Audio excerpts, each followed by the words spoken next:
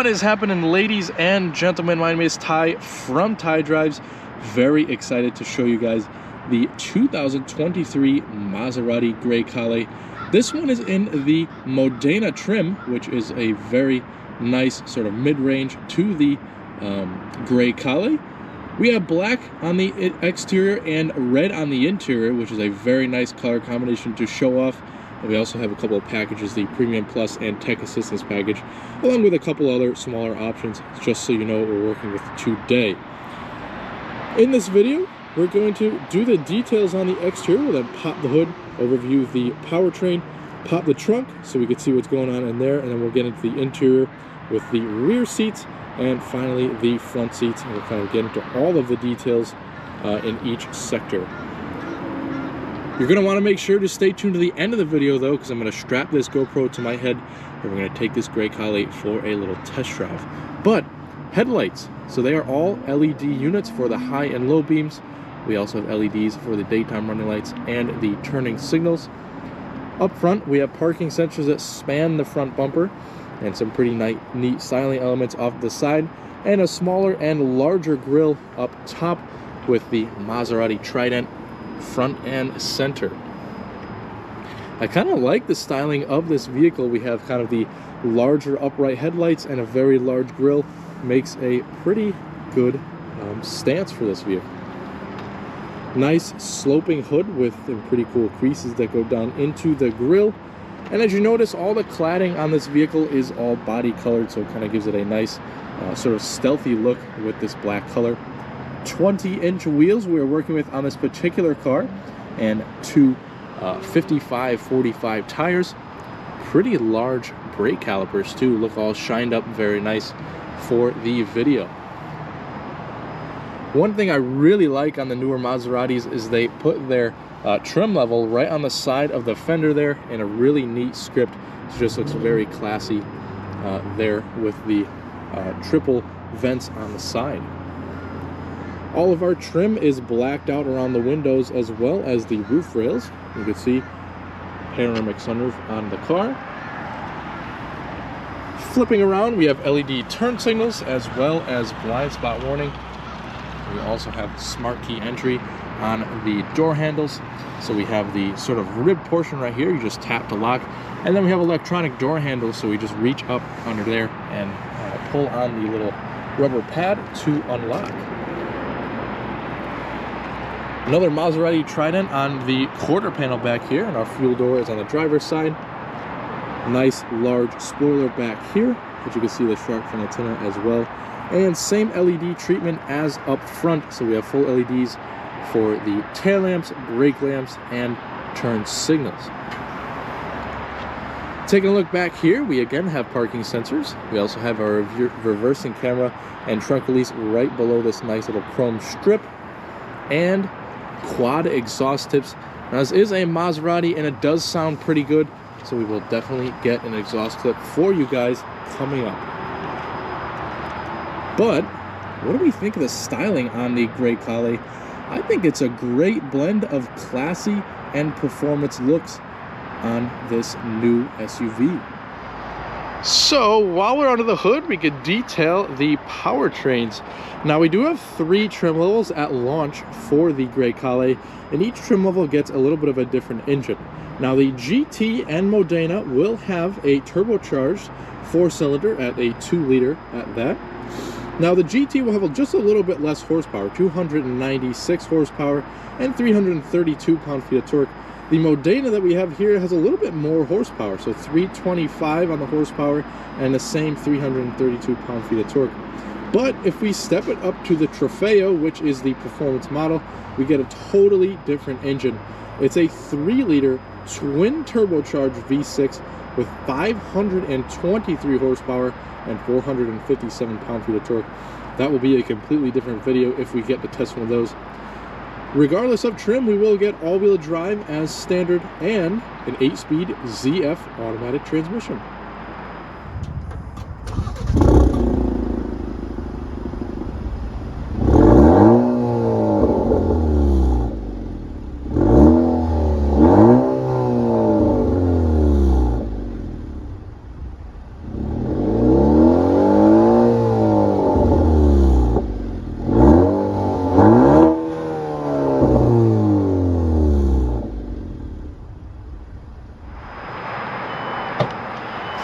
course, we have a full powered liftgate on the Grecale.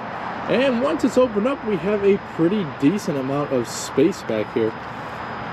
Very nicely carpeted. And we do have a couple of neat features back here, such as a household outlet. We also have tie downs in all four corners for your luggage. A nice privacy cover. And as you can see, we can also fold the rear seats down at a 40-20-40 split if you'd like. And you can also fold that ski hatch down separately if you'd like as well. Underneath the cargo floor, we have some segmented storage under here with your tire inflation kit and a couple other goodies you get with the Maserati when you buy them. Now, kind of hidden underneath our cargo shade here, we have these little flaps too that aid in folding down the rear seats from the rear, as well as a 12-volt power outlet, some grocery bag hangers, and LED illumination.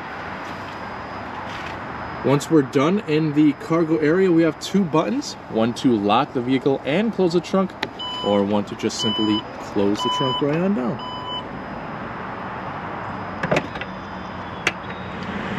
Okay, so let's start off the interior of the Grecale with the rear seats. We'll start that off with the door panel. It's very beautifully appointed back here. We have leather all the way up here and all the way down here with that beautiful red color and some stitching. Carbon fiber accents as a little bit of an optional extra on this particular vehicle. And we have the Sonos Faber sound system, of course. Very, very nicely appointed. Even soft to the touch all the way down here. We have another speaker. We have the door release right here. Your unlock and lock for the door locks, as well as the window switch, and a little bit of storage as well. Take a look at the detail on these seats. Now, we do have the sort of chevron shaped leather seating surfaces on this car, which is another little bit of an option. And we could fold these seats right on down with this little handle right here. As you can see, folds down flat, lift it right back up, and there is a little tether right next to the center armrest, or I should say headrest. That will also fold down as your sort of ski hatch, so you can put longer, more skinnier objects in the trunk lid and continue them into the interior. And we have one more thing we could fold down, is our armrest. So we have two cup holders here and a little phone holder in there too.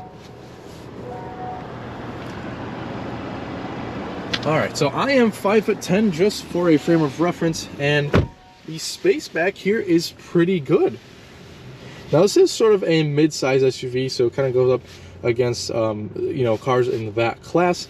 We have pretty good legroom back here. We do have some cutouts for your legs and a little bit of storage back here. Even the seat backs aren't like this hard touch plastic like you see in every other car. It is a nice soft to the touch material. We have the leather on the back of the armrest. Just a seriously beautifully appointed vehicle on the interior. Back here we have a full climate control, the third zone climate. We have heated rear seats for the rear. Get a pretty cool sound when you click the buttons. We have our temperature display, where you want the air to come out, fan speed, and the passenger side heated seat. We also have your sort of air vents over here and below the seats for air control back here. USB-C and USB Type-A inlets, and a pretty small drivetrain hump, so if you had to fit somebody in this center seat, they would have no problem with it. I'm actually kind of surprised with the amount of room back here. We do have some lighting up here in a sort of spotlight style, and a very soft headliner with a pretty large panoramic roof. So the front door is styled much like the rear door. Very, very large slab of carbon fiber on the door. Nice bright work for the speakers again. And one little tidbit that I did notice, the SF logo in the Sonos Faber sound system will actually light up red if you have the door open and the car's on, just to let kind of oncoming traffic know that you have the door open. Or it could be sort of ambient lighting as well. Over here we have again more of that red leather and all of these buttons that are kind of backlit. So you really don't know what they do until they turn on, but I can tell you what they do. We have the lock unlock, the window lockout for the rear, all of your window controls and your power folding mirror adjustments over here. Again, another button to electronically release the doors, as well as a sort of mechanical release in case the battery dies on the vehicle. A little bit of storage over here. And on the left of the dash, look at the amount of leather. The whole upper dash is all leather. We have kind of dimpled leather as a trim on the dashboard, and just the whole dashboard is all covered in leather and stitching and all kinds of good material. Electronic parking brake right over here, and underneath the steering column we have the adjustment for the powered tilt telescoping steering wheel. We have our hood release over here and our nice metal pedals down here. Wow, take a look at these seats. We have the Trident embossed in the headrest and all kinds of good stuff for the stitching and piping. Just a beautifully appointed seat in this vehicle. 14-way power adjustments. We have all of our regular adjustments here with the 4-way lumbar, and you can also extend or retract the thigh extensions. And then within the infotainment screen, you can also hug and loose the side bolsters. So here's the key for the Grecale. You have a little bit of a new key design for the Maseratis. We have the lock, unlock, trunk release, panic alarm, and the nice Maserati Trident on the rear, as well as the face of the key, so that's pretty cool.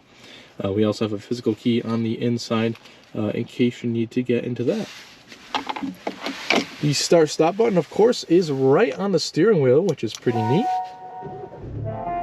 And you do get a little grumble of that turbocharged 4-cylinder when you start it up. Now, as far as our steering wheel goes, it is a nice, small, flat-bottom steering wheel, which is what you want in a sort of smaller, sporty SUV. We have all of the buttons for the digital gauge cluster right over here. We also have Bluetooth telephone controls and our voice commands. Of course, the start-stop button. Nice stitching around the airbag cover too with the Maserati emblem. We have our driving mode select right over here, which I can tell you there are 3 different driving modes. We have comfort, grand touring, and sport. You could hear that the exhaust valves open up on the exhaust when the sport mode is engaged. You also have a separate button right here to stiffen or loosen the adaptive damping system on this vehicle. Also on this side, we have the buttons for your adaptive cruise control, and behind the steering wheel on this side, we have controls for up and down for the audio volume and a mute button. And on this side, we have on the back controls to change your different radio stations or tracks within the radio. Behind the steering wheel and mounted to the steering column, which is, in my opinion, the way it should be, are some very nice real metal paddle shifters. We also have these stalks behind here for the turn signals, automatic high beams, and you also have a button at the end of this stalk right over here for the lane keeping assist to turn that on and off. And over here we of course have the front and rear wipers. Now that brings me up to our digital gauges, so you kind of want to make sure you do pay attention to my adjustments over here in conjunction to the screen. Now we have a couple of different clustered layouts in which we have the classic mode engaged at the moment. We also have an evolved gauge, and then we can also go down to a relaxed gauge cluster, which we're kind of going to leave it up there for this segment of the video to kind of entail what is going on in the center screen here. So we could press OK right here to kind of switch between kilometers per hour and miles per hour, which is pretty neat. Then we can also scroll down to see different views. So we have a full screen map for the navigation. We also scroll down to see a sort of performance screen, driver's assistance screen, so we can kind of toggle on and off the lane guidance and everything, and that will come up on the screen there. You can go down to various messages and also trip computers as well. One more thing you can press is this sort of gauge looking button over here to configure what's going on the left side of the screen. We can kind of just press that to toggle. We can see the radio station popped up, a G-force meter, as well as a compass, sort of the exterior temperature, time, real time, and average fuel economy, and of course the trip settings, what's going on with the all-wheel drive system, your tire pressures, the battery voltage gauge, since this is a sort of mild hybrid vehicle, and also just a blank. So I think for the test drive, we should leave it up on the classic gauges here, so you can see what's going on with the RPMs and things like that.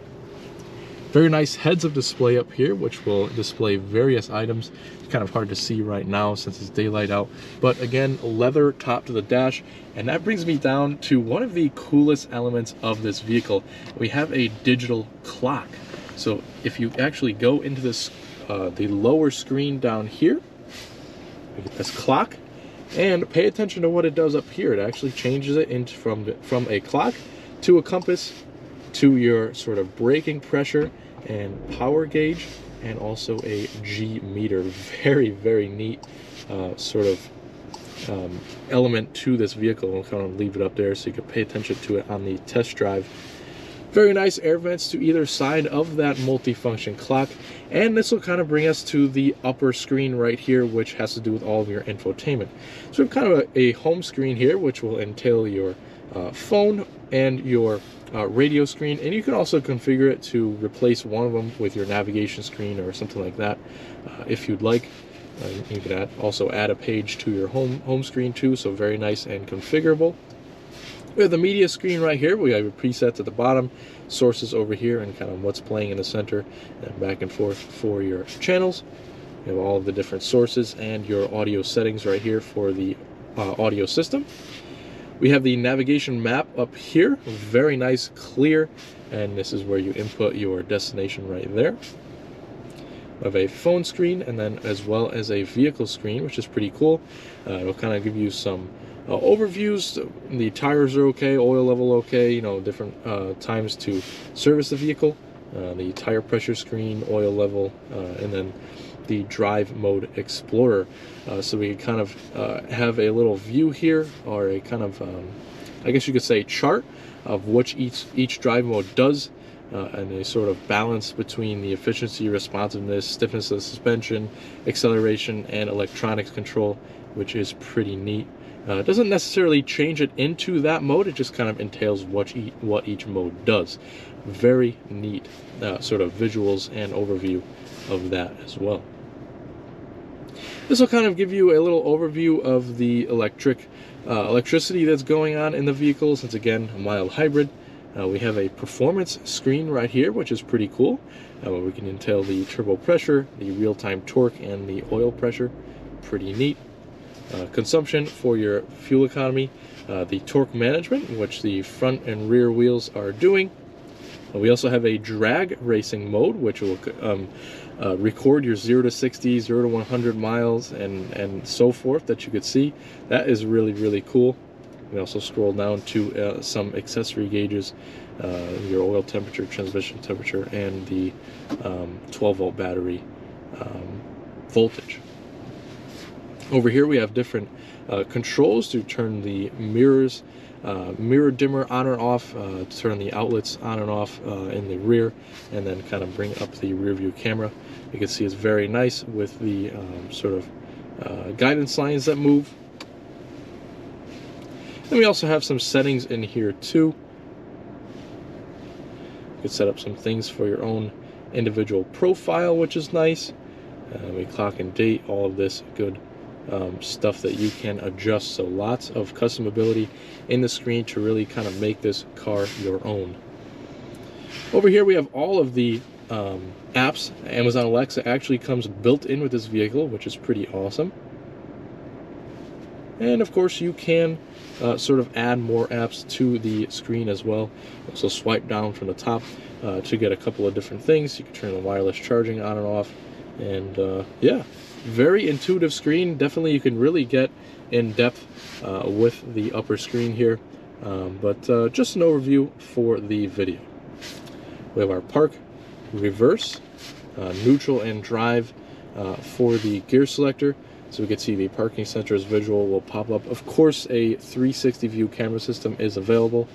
And then we also have drive, and then a manual mode, which you can shift through the paddle shifters if you would like. Now we have a lower screen, which is pretty much devoted to the climate control. There are a few other little things that we could go through as well that are unrelated to the climate control.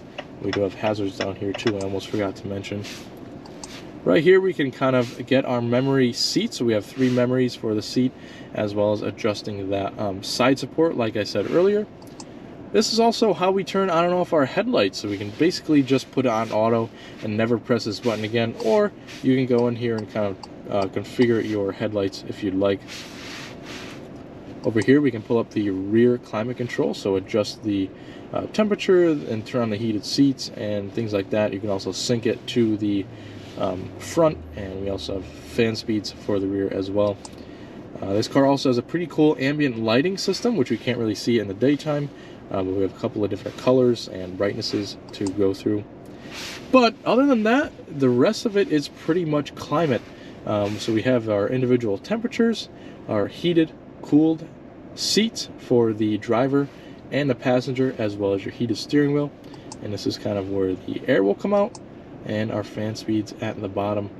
Some various other AC adjustments, your defrosters, and we can also turn on and off your parking sensors, the auto start stop, and a hill descent mode, and turn ESC off too. So very intuitive double screen setup here. I really like it, but intuitive doesn't have to be complicated, and this is nowhere near complicated, which is a good thing.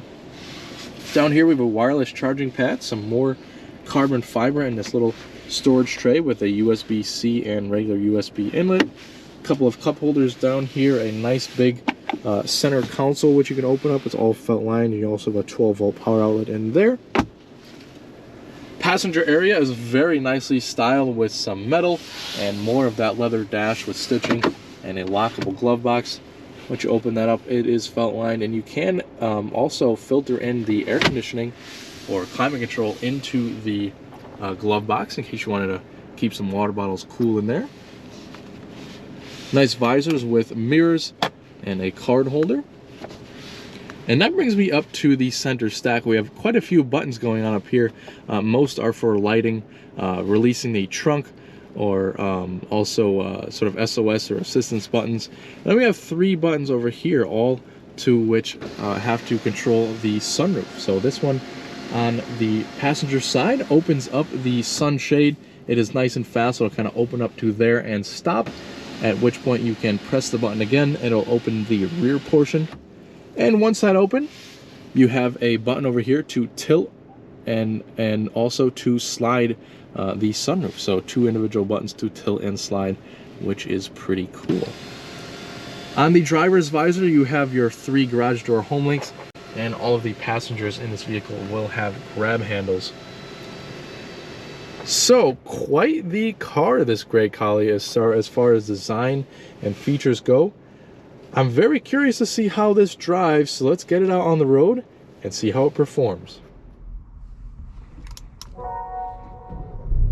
Alrighty, I am very excited to see what this Grecale is like to drive. Now, a little overview of our test drive. Remember, safety first with our seatbelt, and we put it into drive there. I am going to bounce back and forth between both the comfort settings and as well as the sport driving modes, and I will let you know when I do so. However, little overview of the test drive. Of course, we are in Hartford, Connecticut, which is the capital, so very much so a sort of city setting. So we're not going to have a lot of time with the Grecale, but we will have a good combination of city driving and a little bit of back roads, meaning we'll get an acceleration clip. We'll also test out the handling slightly, and we'll see how it is in stop and go traffic.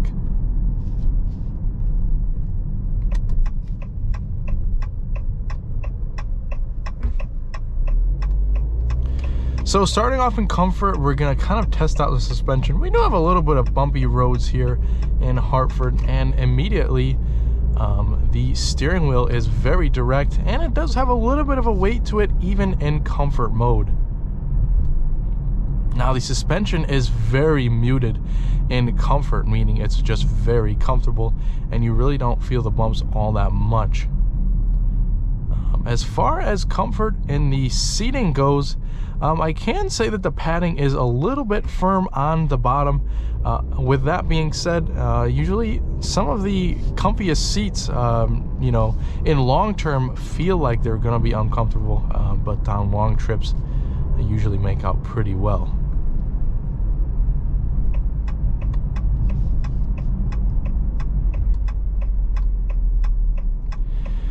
So we're gonna get stuck at this red light here, and we see that the start stop has activated. And of course, this is a mild hybrid vehicle, which has the sort of starter generator to turn over the motor in certain instances like this, as well as run the HVAC and things while the car is shut off. So as soon as we get a green arrow, we'll see how fast the start stop works.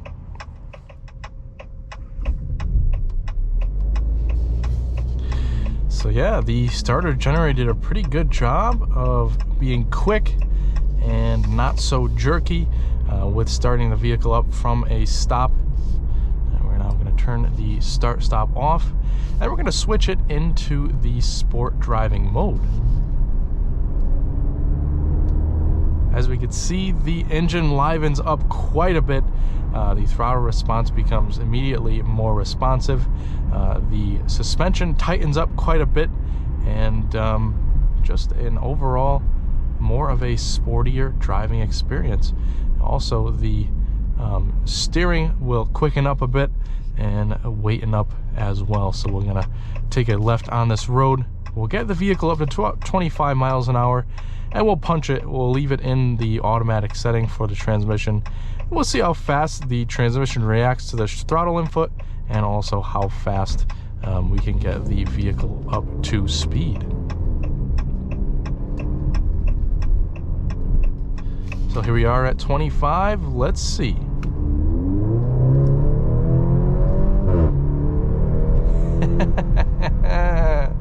Wow, that was quite the gear change. And this car gets up and goes. Have a little bit of a corner here, and wow, this is one dynamic feeling SUV, I can definitely tell you that. So yeah, very nice quick acceleration, and wow, I was not expecting it to be that quick. Although we do have 325 horsepower in a smaller SUV like this, that is plenty of power. That gear change was pretty crazy with that that downshift there, or I should say upshift. But yeah, that pretty much does it for the test drive and the video on the all-new Maserati Grecale. What an SUV this seriously is. Just, it combines great performance with modern styling, and definitely a good combination between sportiness, responsiveness, and also a touch of class for this vehicle. But that pretty much does it for the all-new Grecale. I hope you have enjoyed it just as much as I have, and I also hope you stay with us here at Tide Drives for more videos in the future just like this one.